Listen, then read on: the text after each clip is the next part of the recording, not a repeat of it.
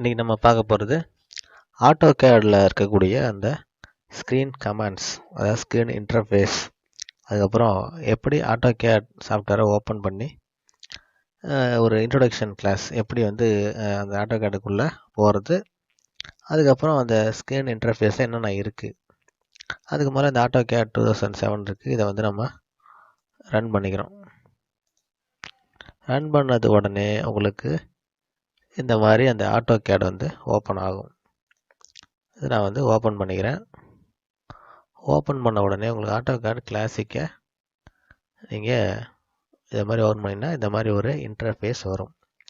இந்த இன்டர்ஃபேஸில் இருக்கக்கூடிய என்னென்ன முக்கியமான காம்பனன்ட்ஸ் என்னென்ன பண்ண போகிறீங்க அப்படிங்கிறதான் பார்க்க போகிறோம். இந்த டிராயிங் ஏரியா ஃபஸ்ட்டு பார்க்க போது டிராயிங் ஏரியா.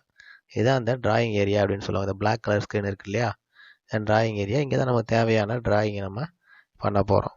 அடுத்தது கமாண்ட் ஏரியா. கமாண்ட் ஏரியாங்கிறது இதுதான் கமாண்ட் ஏரியா. இங்கே நமக்கு தேவையான என்ன கமாண்டு தேவையோ அதை இங்கே தான் நம்ம டைப் பண்ணி அந்த கமாண்டை யூஸ் பண்ண போகிறோம். இப்போ லைன்னு ஒரு கமாண்ட் நான் டைப் பண்ணி நம்ம மவுஸை வச்சு நம்ம இழுக்கும்போது ஒரு லைன் நமக்கு இங்கே ஃபார்ம் ஆச்சு. அடுத்தது டூல் பார். இந்த டூல் பார் அப்படிங்கிறது இதுதான் டூல் பார்.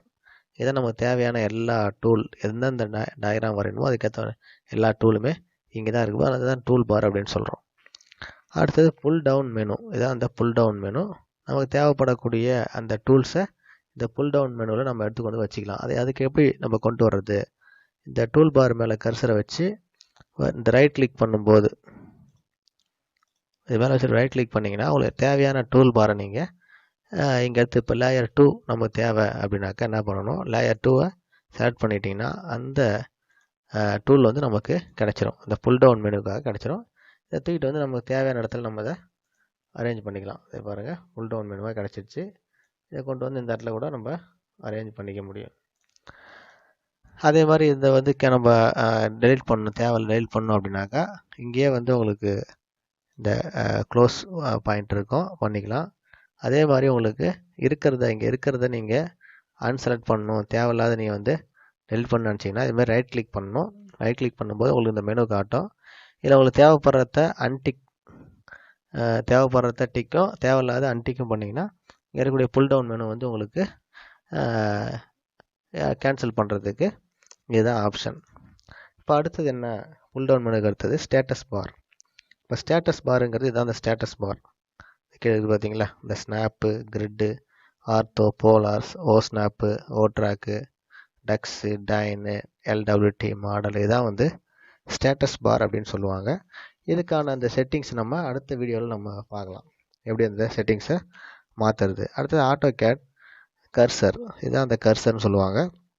நம்ம டயக்ராம் வரைய போகிறத அதை இண்டிகேட் பண்ணுற கர்சர் இதுதான்.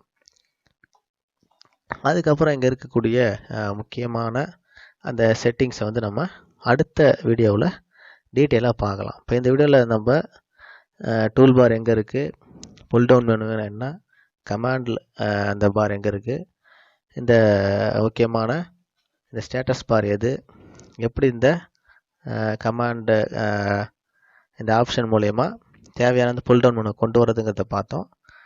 அடுத்து வரக்கூடிய வீடியோக்களில் நம்ம அடுத்தடுத்து ஸ்டெப் பை ஸ்டெப்பாக ஒவ்வொரு ஆப்ஷனை நம்ம பார்க்கலாம்.